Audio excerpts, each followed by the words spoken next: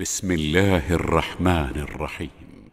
استجيبوا لربكم من قبل أن يأتي يوم لا مرد له من الله ما لكم من ملجأ يومئذ وما لكم من نكير فإن أعرضوا فما أرسلناك عليهم حفيظا إن عليك إلا البلاغ وإنا إذا أذقنا الإنسان منا رحمة فرح بها وإن تصبهم سيئة بما قدمت أيديهم فإن الإنسان كفور. അസ്സലാമു അലൈക്കും വറഹ്മത്തുള്ളാഹി വബറകാതുഹു. ഖുർആൻ പദം 1697 ദിവസത്തിലേക്ക് എല്ലാവരെയും ഹാർദമായി സ്വാഗതം ചെയ്യുന്നു. വിശുദ്ധ ഖുർആനിലെ 42-ാമത്തെ അധ്യായമായ സൂറത്ത് ശൂറയിലെ 47, 48 എന്നീ 2 ആയത്തുകളാണ് ഇന്ന് പഠനവിധേയമാക്കുന്നത്.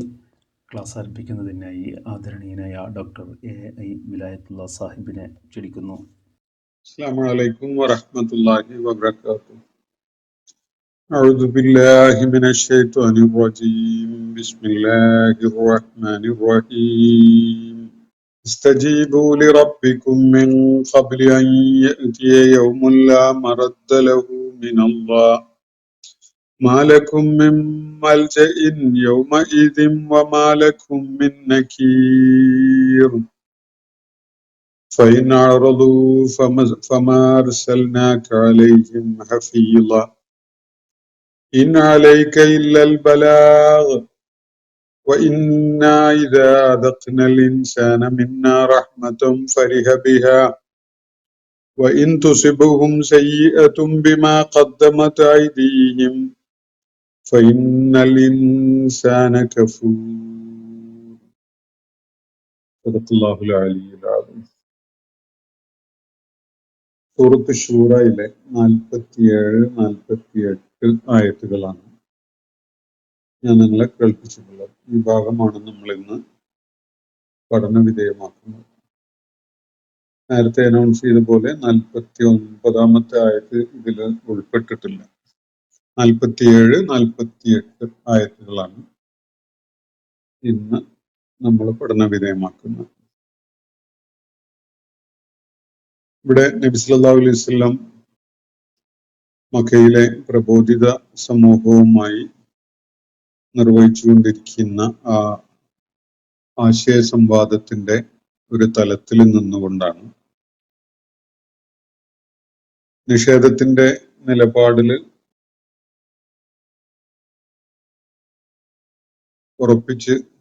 സ്വയം ഉറപ്പിച്ച് നിന്നുകൊണ്ട് അല്ലെങ്കിൽ ഉറച്ചു നിന്നുകൊണ്ടുള്ള മക്കയിലെ ആളുകളുടെ ആ നിലപാടിനോട് അല്ലെങ്കിൽ അവരുടെ ആ പ്രതികരണത്തിനോട്,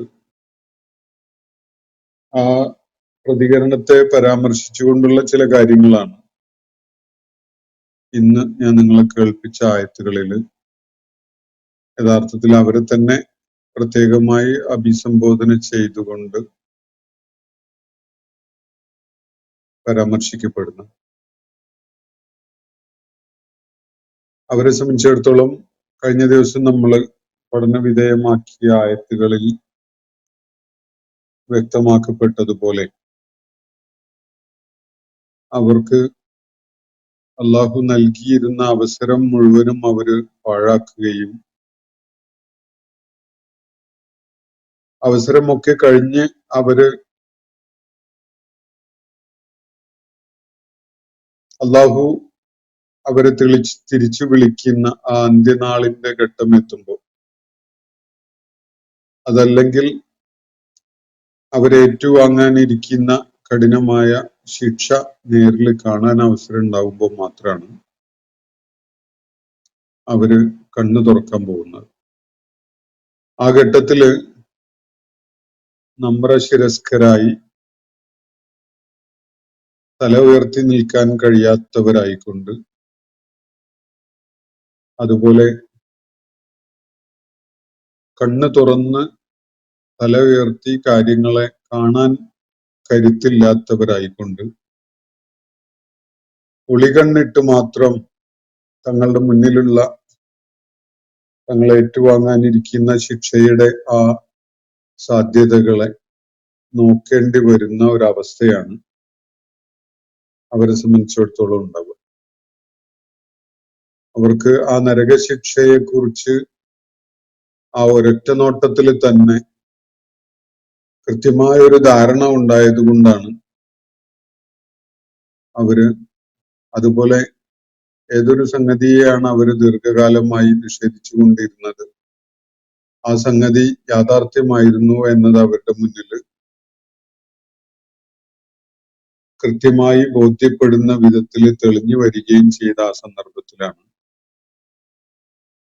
അവര് തലകുനിച്ചവരായി അപമാന ഭാരത്താല് ശിരസ്സുയർത്തി നിൽക്കാൻ കഴിയാത്തവരായിക്കൊണ്ട് വല്ലാത്തൊരവസ്ഥയിൽ എത്തിപ്പെടുന്നത്.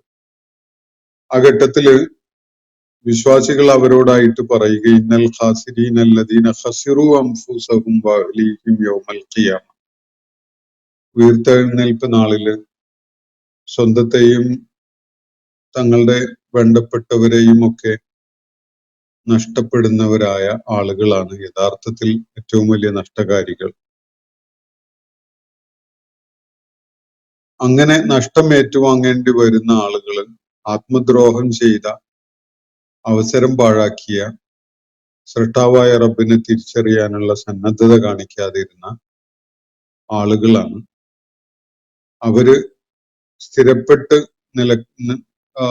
നിലവിൽ വരുന്ന, നീങ്ങിപ്പോകാത്ത വിധത്തിലുള്ള ശിക്ഷ ഏറ്റുവാങ്ങാനാണ് ഇരിക്കുന്നത് എന്നതാണ് അവരോടായിട്ട് ആ ഘട്ടത്തിൽ സത്യവിശ്വാസികൾ പറയുക. അവരെ സഹായിക്കാൻ ആ ഘട്ടത്തില് യാതൊരു സഹായിയും രംഗത്തു വരികയില്ല. ഒരു രക്ഷകനും അവർക്കായിട്ട് രംഗത്തു വരികയില്ല. അള്ളാഹു കൈവിട്ട ആളുകൾ, അള്ളാഹു ദുർമാർഗത്തിലേക്ക് തള്ളിവിട്ട ആളുകൾ, അത് അവരുടെ അർഹത കാരണമായിട്ടാണ് അങ്ങനെ ചെയ്യുന്നത്. അങ്ങനെയുള്ള ആളുകൾ അവർക്ക് മറ്റൊരു വഴിയും ഒരു രക്ഷാമാർഗവും കണ്ടെത്താൻ സാധിക്കുകയില്ല എന്നാണ് വിശ്വാസികൾ ആ ഘട്ടത്തിൽ ഉൾക്കൊള്ളുന്നത്. അള്ളാഹു അവരെ കേൾപ്പിക്കുന്ന കാര്യം അതാണ്. അതിനെ തുടർന്നാണ് ഇന്ന് ഞാൻ നിങ്ങളെ കേൾപ്പിച്ചിട്ടുള്ള 47, 48 ആയത്തുകൾ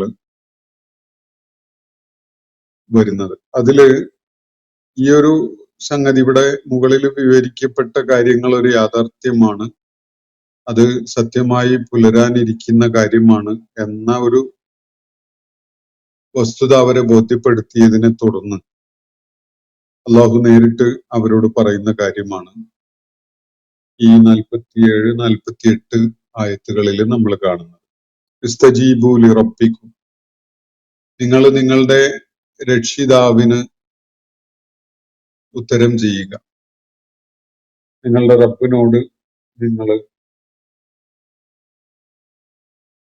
അവൻ നിങ്ങൾക്കായി നൽകിയിട്ടുള്ള സന്ദേശം കൈക്കൊള്ളുക.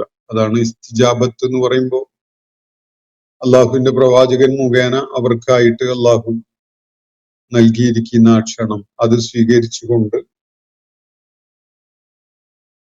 ആ സന്ദേശം ഉൾക്കൊള്ളുക, സന്ദേശം കൈക്കൊള്ളുക എന്നതാണ് അതുകൊണ്ട് സൂചിപ്പിക്കപ്പെടുന്നത്. ഇസ്തജീബു ലിറബ്ബിക്കും, നിങ്ങൾ നിങ്ങളുടെ റബ്ബിന്റെ വിളിക്ക് ഉത്തരം ചെയ്യുക, അവന്റെ സന്ദേശം സ്വീകരിക്കുക, അവന്റെ സന്ദേശം കൈക്കൊള്ളുക. മിൻ ഖബലി അൻ യഅതിയ യൗം, ഒരു നാൾ വന്നു ചേരുന്നതിന് മുമ്പ് ചെയ്യണം. അതാണ് അള്ളാഹുവിടെ ആവശ്യപ്പെടുന്നത് അവരോട്. ആ നാള് വന്നു കഴിഞ്ഞാൽ പിന്നെ അവർക്കതിന് അവസരമില്ല. അതുകൊണ്ട് ഇസ്തജീബു ലിറബ്ബിക്കും മിൻ ഖബലി അൻ യഅതിയ യൗം, ഒരു നാൾ, നിശ്ചയിക്കപ്പെട്ട ഒരു നാൾ വന്നു ചേരുന്നതിന് മുമ്പായി തന്നെ നിങ്ങൾ നിങ്ങളുടെ റബ്ബിന്റെ സന്ദേശം കൈക്കൊള്ളുകയും അത് സ്വീകരിക്കുകയും അവൻ ഉത്തരം ചെയ്യുകയും ഒക്കെ ചെയ്യാം. ആ നാളിന്റെ ഒരു പ്രത്യേകത ലാ മറദ്ദ ലഹു മിനല്ലാഹ്, അള്ളാഹുവിൽ നിന്ന് അതിനെ തടഞ്ഞു നിർത്തുന്ന, ആ നാളിന്റെ എല്ലാവിധ ദുരിതപൂർണമായ അവസ്ഥയെയും ഇവരിൽ നിന്ന് തടഞ്ഞു നിർത്തുന്ന യാതൊന്നും ഉണ്ടാവുകയില്ല. അള്ളാഹുവിന്റെ നിശ്ചയപ്രകാരം ആ നാള് സംജാതമാകും. ആ നാളിന്റെ കഠോരമായ അനുഭവങ്ങൾ വന്നു ചേരും. അതിൽ നിന്ന് ഒരാളെയും തടഞ്ഞു നിർത്താൻ അന്ന് യാതൊരു പ്രതിഭാസവും ഉണ്ടാവുകയില്ല. ആർക്കും അതിനെ തടഞ്ഞു നിർത്താൻ സാധ്യമല്ല. അങ്ങനെയുള്ള ഒരു നാളാണത്.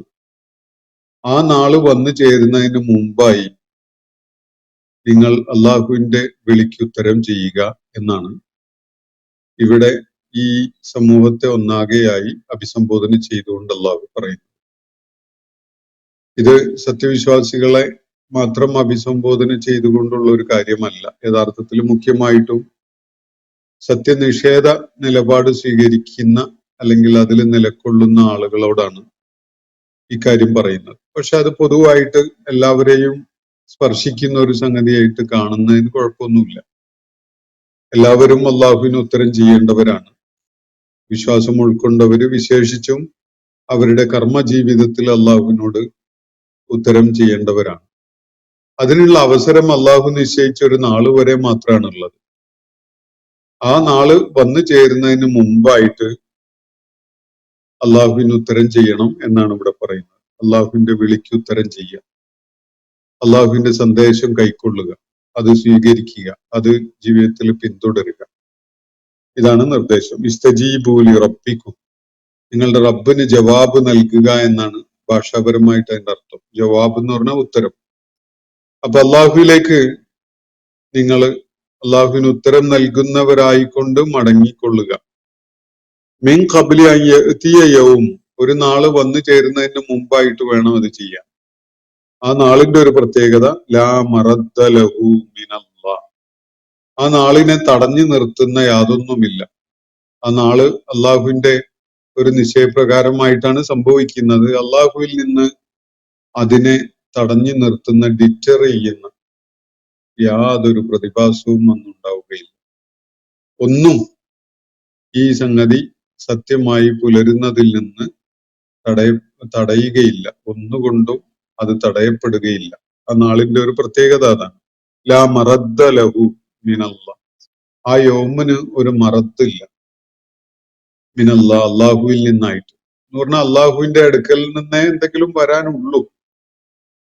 അത് അള്ളാഹു നിശ്ചയിച്ച ഈ യൗമ് സത്യമായി പുലരുന്ന സംഗതി ഇല്ലാണ്ടാക്കുന്ന വിധത്തില് അള്ളാഹുവിന്റെ അടുക്കൽ നിന്ന് ഒരു മറത്തും വരില്ല.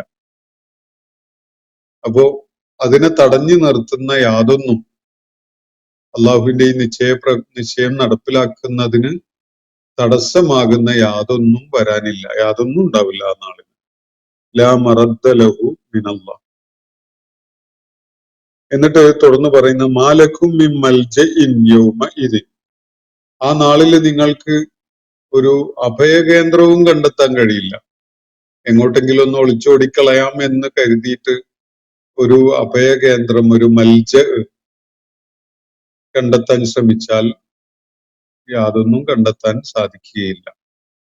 മാലക്കും മിൻ മൽജഇൻ യൗമഇദിൻ, ആ നാളില് രക്ഷപ്പെടാൻ, ഒന്ന് മാറി നിൽക്കാൻ, ഒന്ന് ഒളിഞ്ഞിരിക്കാൻ പറ്റിയ ഒരു അഭയകേന്ദ്രം ഉണ്ടെങ്കിൽ എന്നൊക്കെ മനുഷ്യൻ പരതിക്കൊണ്ടിരിക്കുന്നുണ്ടാവും.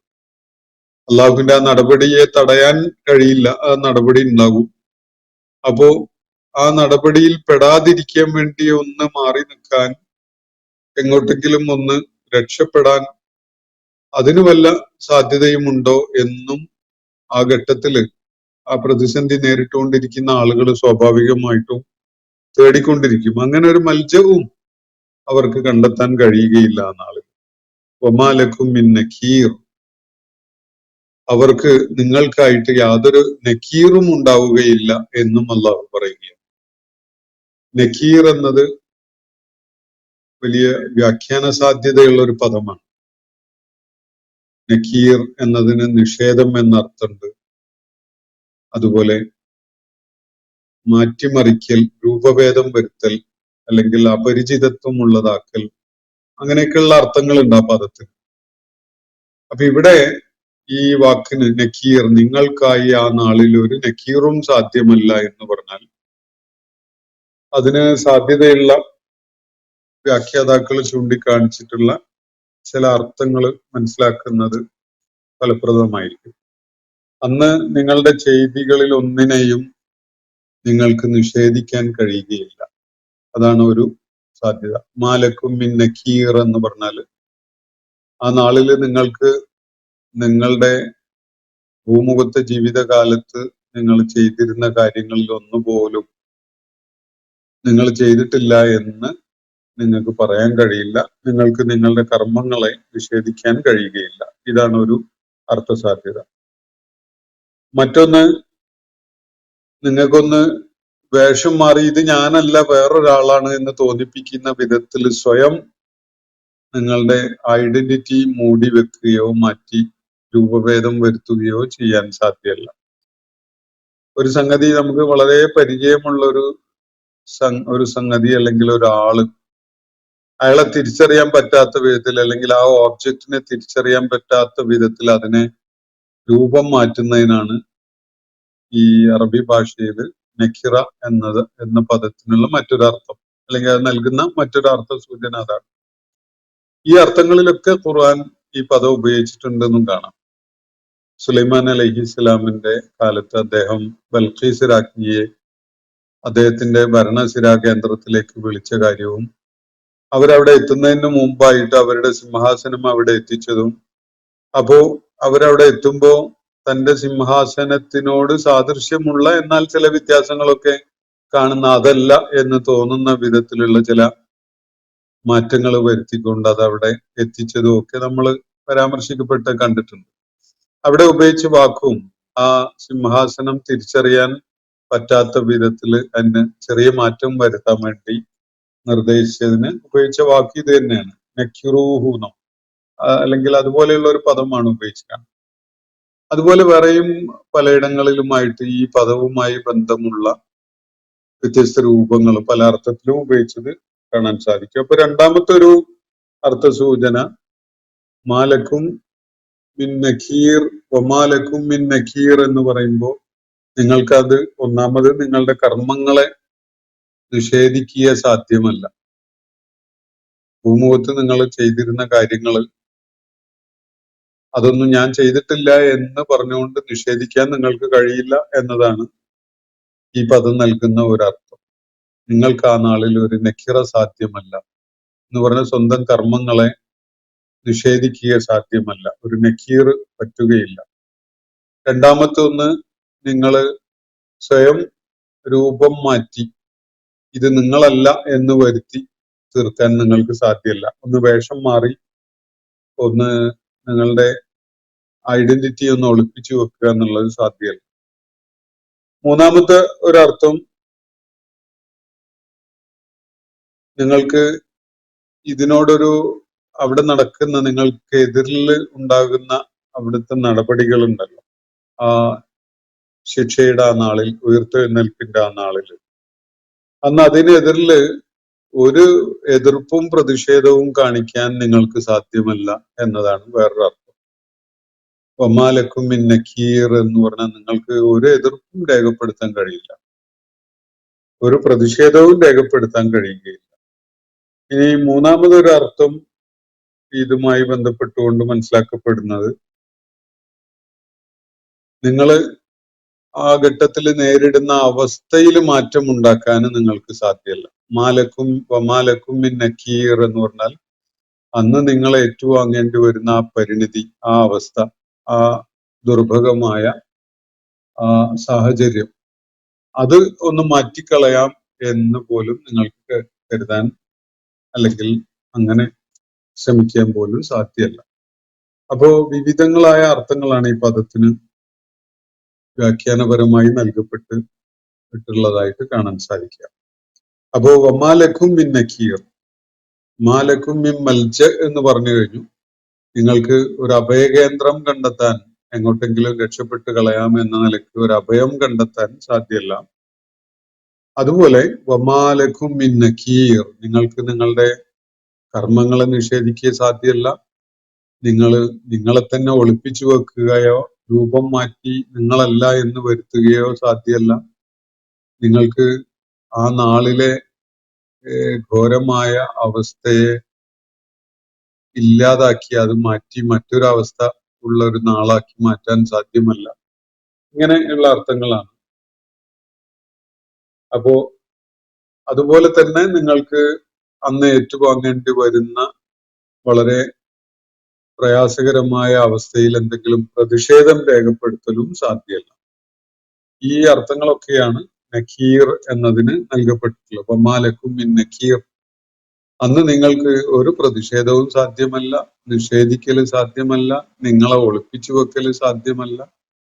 ഇതൊക്കെയാണ് സൂചന.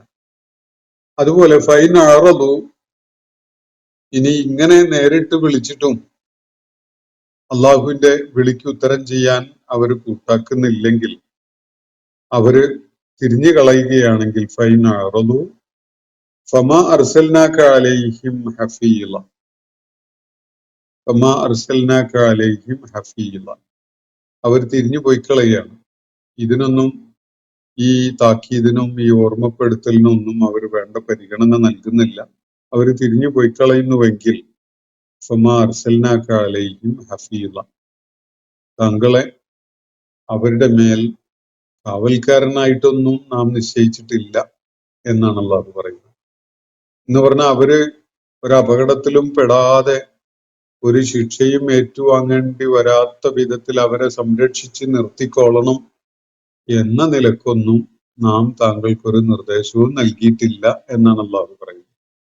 അള്ളാഹു ഇക്കാര്യത്തില് പിന്തുടരുന്ന ഒരു നിലപാട്, ആളുകൾക്ക് ദൈവിക സന്ദേശം എത്തിക്കുക, അത് അടിസ്ഥാനപ്പെടുത്തിക്കൊണ്ടുള്ള ഒരു കർമ്മ മാതൃക അവർക്ക് കാണിച്ചു കൊടുക്കുക. ഈ രണ്ട് സംഗതികളാണ് അള്ളാഹുവിന്റെ പ്രവാചകൻ നിർവഹിക്കാനായിട്ട് അദ്ദേഹത്തെ അള്ളാഹു ചുമതലപ്പെടുത്തിയിട്ടുള്ളത്. ഈ ആളുകൾ ഒരു കാരണവശാലും അത് പ്രയോജനപ്പെടുത്താത്തവരാവരുത്. അതിന്റെ ഫലമായി ദൈവിക ശിക്ഷ ഏറ്റുവാങ്ങുന്ന ഒരു അവസരം, ഒരു സാഹചര്യം ഒരു കാരണവശാലും ഉണ്ടാകരുത് എന്നൊന്നും അള്ളാഹു അവന്റെ പ്രവാചകന് നിർദ്ദേശം കൊടുത്തിട്ടില്ല. അത് അള്ളാഹു ജനങ്ങൾക്ക് വിട്ടതാണ്. കാര്യങ്ങളെ അവർക്ക് ബോധ്യപ്പെടാൻ കഴിയുന്ന വിധത്തിൽ അവരെ അറിയിക്കുക, അതാണ് നബി സല്ലല്ലാഹു അലൈഹി വസല്ലം നിർവഹിക്കാനുള്ളത്. ആ മാർഗം സ്വീകരിക്കണോ വേണ്ടയോ എന്നത് ജനങ്ങൾ ഓരോരുത്തരും തന്നെ തീരുമാനിക്കേണ്ട ഒരു കാര്യമാണ്. അതുകൊണ്ടാണ് അള്ളാഹുവിടെ പറയുന്നത്, അവര് തിരിഞ്ഞു പോയി കളയുന്നുവെങ്കിൽ ഫമാ അർസൽനാക അലൈഹിം ഹഫീള, അവരുടെ കാര്യത്തില് അവരുടെ സുരക്ഷ ഉറപ്പുവരുത്തേണ്ട ഒരാള് എന്ന നിലക്ക് നാം താങ്കളെ ചുമതലപ്പെടുത്തിയിട്ടില്ല. അവരുടെ സുരക്ഷ അവർക്ക് വേണമെങ്കിൽ ഉറപ്പുവരുത്തിക്കോട്ടെ. അവരോട് പറയേണ്ട കാര്യങ്ങളൊക്കെ സമയത്തിന് തന്നെ വൃത്തിയായ രീതിയിൽ പറഞ്ഞു കൊടുക്കണം. ഇതാണ് അള്ളാഹു ഏൽപ്പിച്ചിട്ടുള്ള കാര്യം. അവർക്ക് കാര്യങ്ങളിൽ അവ്യക്തത ഉണ്ടാവാത്ത വിധത്തിൽ, മനസ്സിലാക്കാൻ കഴിയുന്ന വിധത്തിൽ കാര്യങ്ങളൊന്ന് പറഞ്ഞു കൊടുക്കണം. അത് പറഞ്ഞു കൊടുത്തു കഴിഞ്ഞതിന് ശേഷം അവർ ഒരു കാരണവശാലും നരകത്തിൽ പോകുന്നവരാവുകയില്ല എന്ന് ഉറപ്പുവരുത്തേണ്ട ഒരു ചുമതല നബി സല്ലല്ലാഹു അലൈഹി വസല്ലമയെ അള്ളാഹു ഏൽപ്പിച്ചിട്ടില്ല. പക്ഷെ അള്ളാഹുവിന്റെ പ്രവാചകൻ അദ്ദേഹം നിർവഹിക്കുന്ന ചുമതലയോട് അദ്ദേഹത്തിനുണ്ടായിരുന്ന പ്രതിബദ്ധതയുടെയും ആത്മാർത്ഥതയുടെയും ഒക്കെ ആഴം കാരണമായിട്ട് പലപ്പോഴും അവര് അപകടത്തിലേക്ക് ചെന്ന് ചാടുന്നത് വളരെ അസഹ്യതയോടുകൂടിയാണ് ആ ഒരു കാര്യത്തെ നോക്കി കണ്ടിരുന്നത്. അദ്ദേഹത്തിന് അത് വളരെ അസഹ്യമായ ഒരു അനുഭവമായിട്ടാണ് അദ്ദേഹം അത് അനുഭവിച്ചിരുന്നത്. അത് വിശുദ്ധ ഖുർആൻ പലയിടങ്ങളിലും പരാമർശിച്ചതും കാണാം. പലയിടത്തും ജനങ്ങളെ സത്യമാർഗത്തിലേക്ക് ക്ഷണിച്ച് അവരുടെ പുറകെ നടന്ന് അവരെ പ്രേരിപ്പിച്ച് അതിനുവേണ്ടി സാഹചര്യം ഒരുക്കി അള്ളാഹുവിന്റെ പ്രവാചകൻ വല്ലാത്ത നിരാശയിലും വിഷമത്തിലും ഒക്കെ അകപ്പെടുന്ന കാര്യം, അത് അദ്ദേഹത്തെ തന്നെ നശിപ്പിക്കുവാൻ കാരണമായേക്കുന്ന വിധത്തിലുള്ള ഒരു അവസ്ഥ സംജാതമാക്കുന്നു എന്നതൊക്കെ ഖുർആൻ തന്നെ ചൂണ്ടിക്കാണിക്കുന്നുണ്ട് പലയിടങ്ങളിലായി. അപ്പൊ ഇവിടെ അള്ളാഹു വ്യക്തമായിട്ടും പറയുന്നത്, അവര് തിരിഞ്ഞു പോയി കളയുകയാണെങ്കിൽ ഫമാ അർസൽനാക അലൈഹിം ഹഫീള, ഈ സന്മാർഗം അവർക്ക് പകർന്നു കൊടുത്തിട്ട് അവരത് ഏറ്റുവാങ്ങാനോ അതിന്റെ പ്രയോജനം നേടാനോ ആഗ്രഹിക്കാതെ തിരിഞ്ഞു പോയി കളയുകയാണെങ്കിൽ പിന്നെ അവരെ സുരക്ഷിതരാക്കി നിലനിർത്തുക എന്ന ചുമതലയൊന്നും താങ്കളെ നാം ഏൽപ്പിച്ചിട്ടില്ല. അതുകൊണ്ട് കാര്യങ്ങൾ വ്യക്തമാക്കി കൊടുക്കുകയേ വേണ്ടതുള്ളൂ. അവര് തീരുമാനിക്കട്ടെ, അവര് സുരക്ഷിതരായി നിലകൊള്ളണോ, രക്ഷാമാർഗം ലഭിച്ച ആളുകളുടെ കൂട്ടത്തിൽ പെടണോ വേണ്ടേ എന്നത് അവര് സ്വയം തീരുമാനിക്കട്ടെ. ഫമാ അർസൽനാക അലൈഹിം ഹഫീള ഇൻ അലൈക ഇല്ലൽ ബലാഗ്, കാര്യങ്ങൾ അവരെ എത്തിച്ചു കൊടുക്കുക എന്ന ഒരു കാര്യം മാത്രമേ താങ്കളെ ചുമതലപ്പെടുത്തിയിട്ടുള്ളൂ. ഇൻ അലൈക, താങ്കളുടെ മേൽ ചുമതലപ്പെടുത്തപ്പെട്ടിട്ടില്ല, ഇല്ലൽ ബലാഗു, എത്തിച്ചു കൊടുക്കുക എന്നതല്ലാതെ. തബ്ലീഗാണ് എന്ന് പറഞ്ഞ സന്ദേശം എത്തിച്ചു കൊടുക്കൽ മാത്രമാണ് താങ്കൾക്കായി അല്ലാഹു നിശ്ചയിച്ചിട്ടുള്ള ചുമതല. അവരെ സത്യമാർഗം സ്വീകരിക്കുന്നവരാക്കണം, അതുവഴി അവര് എല്ലാ നിലക്കും രക്ഷപ്പെട്ടവരാകണം എന്നത് ഉറപ്പുവരുത്തുക എന്നുള്ളതൊന്നും പ്രവാചകനെ ഏൽപ്പിച്ച ചുമതലയല്ല. ഇൻ അലൈക ഇല്ലൽ ബലാഗ്, താങ്കളുടെ മേൽ ചുമതലയായിട്ട് വെച്ചിട്ടില്ല ഈ കാര്യം എത്തിച്ചു കൊടുക്കുക എന്നതല്ലാതെ യാതൊന്നും. വഇന്നാ ഇദാ അദഖ്നൽ ഇൻസാന മിന്നാ റഹ്മതൻ, മനുഷ്യന്റെ പ്രകൃതം ഇങ്ങനെയൊക്കെയാണ്. നിശ്ചയമായിട്ടും നാം മനുഷ്യന് ഒരു ദൈവിക കാരുണ്യത്തിന്റെ ഒരു അംശം രുചിപ്പിച്ചു എന്ന് വെക്കുക. എന്ന് പറഞ്ഞാൽ അവർക്ക് അള്ളാഹുവിന്റെ അനുഗ്രഹത്തിന്റെയും കാരുണ്യത്തിന്റെയും ഉദാരതയുടെയും ഒക്കെ ചില അനുഭവങ്ങൾ അവർക്കായി അള്ളാഹു നൽകി. അള്ളാഹുവിന്റെ കാരുണ്യം രുചിച്ചറിയാൻ അവർക്ക് കഴിഞ്ഞു എന്ന് വെക്കുക. അങ്ങനെ സംഭവിച്ചു കഴിഞ്ഞാൽ ഫരിഹ ബിഹ, അവൻ അതില് മതിമറന്ന് ആഹ്ലാദിക്കുന്നവനായി മാറും. മതിമറന്ന് ആഹ്ലാദിക്കുന്നത് അവര് യോഗ്യരാണ്, അത് അർഹിക്കുന്നവരാണ്, ഇത് ഞങ്ങളുടെ പ്രിവിലേജ് ആണ് എന്നൊക്കെയുള്ള നിലക്കാണ്. അല്ലാതെ അള്ളാഹുവിന്റെ അനുഗ്രഹം ലഭിച്ചു എന്നതിൽ അള്ളാഹുവിനോട് നന്ദി കാണിച്ചുകൊണ്ടുള്ള ഒരു ആഹ്ലാദമല്ല. മറിച്ച് തങ്ങൾ വലിയ കേമന്മാരായതുകൊണ്ട്, തങ്ങൾ വലിയ യോഗ്യന്മാരും അർഹരും ഒക്കെ ആയതുകൊണ്ട് ഇതൊക്കെ ഉണ്ടായി എന്ന നിലക്കാണ് അവര് മതിമറന്ന് ആഹ്ലാദിക്കുന്നത്. അള്ളാഹുവിന്റെ കാരുണ്യം അള്ളാഹു ഏതോ നിലക്ക് അവരെ ആസ്വദിപ്പിച്ചപ്പോ അവരതില് എങ്ങനെ അത് ലഭിച്ചു, താൻ എങ്ങനെ അതിന് അർഹനായി തുടങ്ങിയിട്ടുള്ള കാര്യങ്ങളെ കുറിച്ചൊന്നും ആലോചനയില്ലാതെ ഇതൊക്കെ തങ്ങളുടെ നേട്ടമാണ് എന്ന നിലക്ക് മതിമറന്ന് ആഹ്ലാദിക്കുന്ന ആളുകളായി. ഫരിഹബിഹ, ഇതാണ് മനുഷ്യന്റെ പ്രകൃതം. മനുഷ്യൻ എന്ന് പറയുമ്പോൾ എല്ലാ മനുഷ്യരെയും അള്ളാഹു ഈ പരാമർശത്തിൽ ഉൾപ്പെടുന്നില്ല. അല്പത്വവും അധമത്വവും ഒക്കെ കാണിച്ചുകൊണ്ടിരിക്കുന്ന, അള്ളാഹു തന്നോട് ചെയ്തിട്ടുള്ള അനുഗ്രഹങ്ങളുടെയും കാരുണ്യത്തിന്റെയും ആഴവും വ്യാപ്തിയും ഒന്നും മനസ്സിലാക്കാൻ കൂട്ടാക്കാതെ ഇരിക്കുന്ന തരം നന്ദികെട്ട പ്രകൃതം കൊണ്ട് നടക്കുന്ന മനുഷ്യന്റെ കാര്യമാണ് അള്ളാഹുവിടെ പറയുന്നത്. മനുഷ്യന്റെ കാര്യം ഇതാണ്. അവനെ അള്ളാഹു ഒരു കാരുണ്യത്തിന്റെ തലം രുചിക്കാൻ അവസരം ഉണ്ടാക്കി എന്ന് വെക്കുക. അപ്പൊ അതെങ്ങനെ കിട്ടി, ആര് തന്നു എന്നതൊന്നും ആലോചിച്ച് കാര്യങ്ങളെ ഉൾക്കൊള്ളുന്ന ഒരു നിലപാടല്ല അവനിൽ നിന്നുണ്ടാവുന്നത്. മറിച്ച് അതൊക്കെ തന്റെ നേട്ടമായി അവൻ അതില് മതിമറന്ന് ആഹ്ലാദിക്കുകയാണ്. ഫരിഹബിഹ വൈൻ തുസിബുഹും സയ്യിഅത്തുൻ, എന്നാൽ ഇനിയൊരു ദൂഷ്യമാണ് അവനെ ബാധിക്കുന്നതെങ്കിലോ, ഒരു തിന്മയാണ് അല്ലെങ്കിൽ ഒരു ദുരിതപൂർണമായ അനുഭവമാണ് അവന് ഏറ്റുവാങ്ങേണ്ടി വന്നതെങ്കിലോ, അപ്പൊ അവനെന്താ ചെയ്യുക? ബിമാ ഖദ്ദമത് ഐദീഹിം, അത് അല്ലാഹു പലയിടത്തും വ്യക്തമാക്കിയ പോലെ സയ്യിആത്തുകളൊക്കെ തന്നെയും അവരുടെ തന്നെ കരങ്ങളുടെ പ്രവർത്തന ഫലമായിട്ടാണ് ഉണ്ടാവുന്നത്. ഓരോരുത്തരും ചെയ്ത സയ്യിആത്തുകളുടെ ഉള്ള പ്രതിഫലമായിട്ട് ഏറ്റുവാങ്ങേണ്ടി വരുന്നതാണ് സയ്യിആത്തുകളൊക്കെ. അപ്പൊ തങ്ങളുടെ ദുഷ്ചെയ്തികൾ കാരണമായിട്ടുള്ള എന്തെങ്കിലും ഒരു ദുരനുഭവം അവർക്ക് ഏറ്റുവാങ്ങേണ്ടി വന്നാലോ, ഫൈനൽ ഇൻസാന കഫൂർ, അപ്പൊ മനുഷ്യൻ വല്ലാത്ത നന്ദി കെട്ടവനായിക്കൊണ്ടാണ് പ്രതികരിക്കുക. ഫൈനൽ ഇൻസാന, നിശ്ചയമായിട്ടും മനുഷ്യൻ കഫൂറായിട്ട് നന്ദികേട് കാണിക്കുന്നവനായിട്ടാണ് അവന്റെ പ്രതികരണം. അള്ളാഹുവിന്റെ കാരുണ്യം ലഭിച്ചാലോ, അതൊക്കെ തങ്ങളുടെ നേട്ടമാണ് എന്ന നിലയ്ക്ക് വലിയ ആഹ്ലാദത്തിലും അതുപോലെ വലിയ സന്തോഷം പ്രകടിപ്പിക്കലിലും ഒക്കെ ആയിരിക്കും, മതിമറന്നുള്ള ആഹ്ലാദത്തിലായിരിക്കും. എന്നാൽ അള്ളാഹു അവനെ പരീക്ഷണ വിധേയമാക്കുന്ന വിധത്തില് എന്തെങ്കിലും ഒരു സയ്യിഅത്ത് അവൻ അനുഭവിക്കേണ്ടി വന്നാൽ അത് മിക്കപ്പോഴും തന്നെ അവന്റെ തന്നെ കർമ്മങ്ങളുടെ ഫലമായിട്ട് അവൻ ഏറ്റുവാങ്ങേണ്ടി വന്ന സയ്യിഅത്തായിരിക്കും. അങ്ങനെയുള്ള സയ്യിഅത്ത് അവൻ അനുഭവിക്കേണ്ടി വന്നാൽ വല്ലാത്ത നന്ദികേടാണ് അവന്റെ പ്രതികരണത്തിൽ വരിക.